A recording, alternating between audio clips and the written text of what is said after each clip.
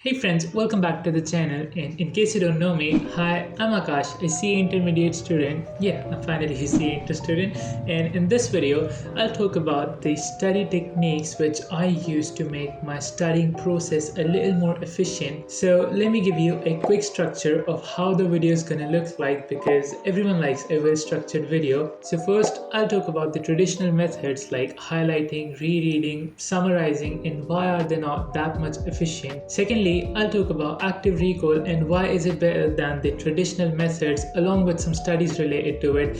And lastly, I'll talk about the concept of spaced repetition and how did I incorporate it into my study schedule. And also my CA Foundation results are out showing up somewhere here on screen because some of you are asking for it.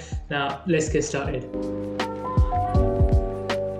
Alright, so there are loads of methods we usually follow to study which are technically inefficient, one of them being rereading. So as per a study paper published by Dr. John Dunlosky and his colleagues, link in the description, based on the available evidence, we rate rereading as having low utility, although rereading is relatively economical with respect to time demands when compared to with some other learning techniques. Rereading is also typically much less effective. The relative disadvantage of rereading to other techniques is the largest strike against rereading and is the factor that weighed most heavily in our decision to assign it a rating of low utility. So Dr. Dunlosky and his colleagues looked at hundreds of papers and analyzed them in order to derive all these statements, and as per him, even though rereading might be a little economical, but when compared to what you could be doing, it's a total waste of time. Next up, we have summarizing or note taking. Now, many students think that when they are summarizing some certain piece of information or they're just making notes out of a topic or a lecture, they're being productive, and not to blame them, it does feel productive like you've done something.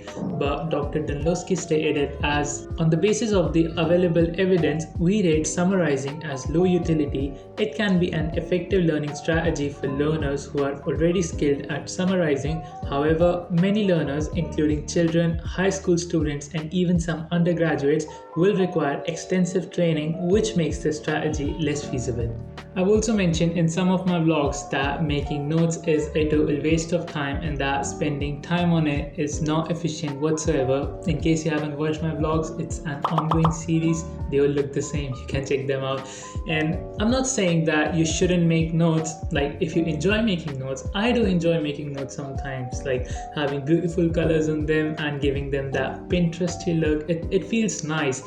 All I'm saying is just don't consider it as an efficient or effective study revision technique. Now finally, let's talk about our favorite, highlighting. Now highlighting is something which we all have done at some point of our lives, but there's no study which concluded highlighting as efficient. Again, from the study paper published by Dr. John Dunlosky and his colleagues, on the basis of available evidence, we rate highlighting and underlining as having low utility.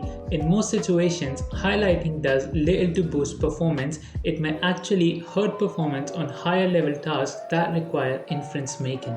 Also, the problem with highlighting is that whenever we start doing it, we just color code our entire textbooks in blue, green, orange, pink and stuff, which defeats the actual purpose of highlighting. The real purpose of highlighting is that you highlight some important information or fact which you want to be reminded of sometime later whenever you revisit your book. Alright, just to sum up what we just talked about, we said that rereading, highlighting, summarizing and note-taking are all very inefficient ways to study as they all have low utility. I'd like to cite another quote from the study paper by Dr. John Dunlosky and his colleagues. 5 techniques received a low utility assessment: summarization, highlighting, the keyword mnemonic, imagery used for text learning, and rereading.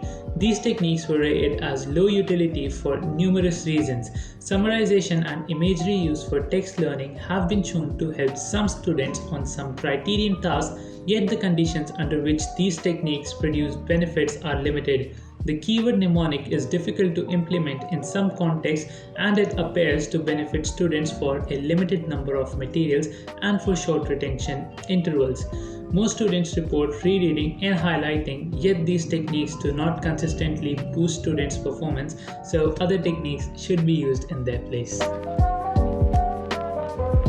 Now let's move to efficient study techniques, which is the main topic of the video. So first we'll talk about active recall or active retrieval or practice testing, whatever you want to call it. It basically means just taking a particular piece of information out of your brain, which strengthens the neuron connections in your brain, which in turn increases the retention span of that information. Now back in the days, I used to think that constantly putting information into your brain so that you can take it out on your exam was the proper way, but after coming across various YouTube videos and research papers by various professors of psychology, I got to know that our mind tends to learn far better, far more by actively retrieving stuff from it rather than putting it again and again. And the exact research paper I came across back then was this one. So what they did was that they took hundreds of students and divided them in different groups. After that, one group was made to learn some information and was given a test either a day later or a week later, and these are their results. Now the other group was given the same information to learn, but before their test they were asked to practice test themselves once, and these are their results in the final test. There is around 10 to 15% jump in their marks by just testing themselves once, and if someone would have told me earlier that I could get 10 to 15% more marks by just testing myself once on the information, it would have blown my mind. Now there's another study about active recall which got my attention, linked down in description for both of them in case you want to check by yourself. Now I hope that by now you might be somewhat convinced that active recall works and stuff, but the question that now arises is that how do you actually do active recall? And for that there's no rigid answer. It just depends on subject to subject, person to person, it varies according to that. The only thing constant here is that you're actively trying to retrieve information out of your brain. Now, I actually used active recall only for business laws for my CA foundation, and I'll show it how I did it, but remember that the only thing that matters is that you're testing yourself irrespective of the method you choose to test. So the app I use for all this stuff is Notion. Great app, completely free for individual use. And here I am at the corporate laws page I've made for myself for my CA intermediate law. And as you can see here, let's go to memorandum of association. I've written everything in toggle, so I'll have to force myself before looking at the answer. Let's say I open it. Here I see that there's something called situation clause. Now I force myself, I try to retrieve the information out of my brain that what a situation clause says. It actually says that you have to mention about the name of the place your registered office is situated at, the registered office of your company. And if I'll check it, it says loads of stuff, but I just vaguely remember this. If you check the liability clause, it talks about that you have to mention what's the liability of your company, whether it's limited or unlimited. In case it's limited, then if it's limited by shares or guarantee, stuff like that. I don't remember properly. Yeah, there's another note in it. That's how you actively recall. Now see, I remember this. If I just try to do it again and again, it'll just be stuck in my mind. I just forgot the right word for it. Another thing we can say, what's doctrine of ultravires? I can talk about what's the doctrine is. It just simply says that if you're doing something which is out of your powers, the other party can't sue it. Other party technically can't sue it because of another doctrine called the doctrine of constructive notice. So that's the doctrine of ultravires. Now also I have here the Ashbury Railway Carriage and Iron Company Limited case versus Ritchie, and it was the foundation case for this doctrine. The doctrine came out of this case law, and I have to think what was in this case, the facts, the issues, and the judgment. That's how just active recall works. You just take a look at the question, you think of the answer, you check the answer, you check for deviations, and you just rectify yourself.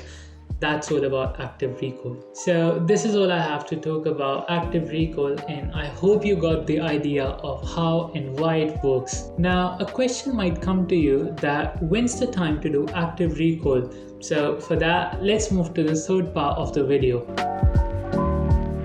So whenever you learn any piece of information, you forget almost 50 to 60% of that information the next day, and slowly you forget everything probably within a week. And this concept of forgetting curve was discovered by Hermann Ebbinghaus. I hope I'm pronouncing it correctly. But the interesting thing is that he not only discovered the problem but also the cure for it: spaced repetition. It's not some rocket science, it means just revising the stuff after some days of learning it. Like for example, you learned a topic today, now you'll active recall it a week later. This way you're intentionally letting the information slip out of your brain, and when you'll recall it a week later, it will be embedded in your brain, in your mind for a longer period of time. Now, let's say after recalling it once, you recall it after, say, another 2 weeks. This time, that information will again stick for another longer period of time. Now, if you'll notice, we're actually delaying the forgetting curve, the process of forgetting curve.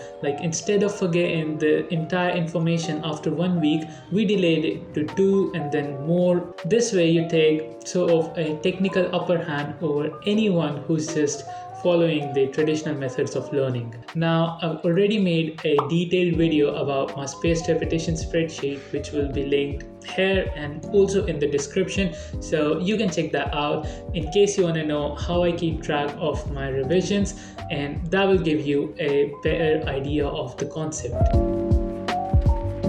So to summarize it all, I'm not saying that you're wrong by rereading or highlighting or note making or summarizing. I'm just saying that it's not as efficient, it's not as effective as you're assuming it to be, and that by incorporating active recall and spaced repetition in your revision and study habits, you'll score better by just putting in those extra efforts. So in a nutshell, we talked about why those traditional methods are not effective. We talked about why active recall and spaced repetition are by far the best study techniques to apply to your study routines, and along with some of their evidences, and also how I apply these techniques in my own life. I hope you found this video helpful. In case you did, hit that like button. Consider subscribing if you aren't already. Thank you so much for watching, and I'll see you in the next one. Bye bye.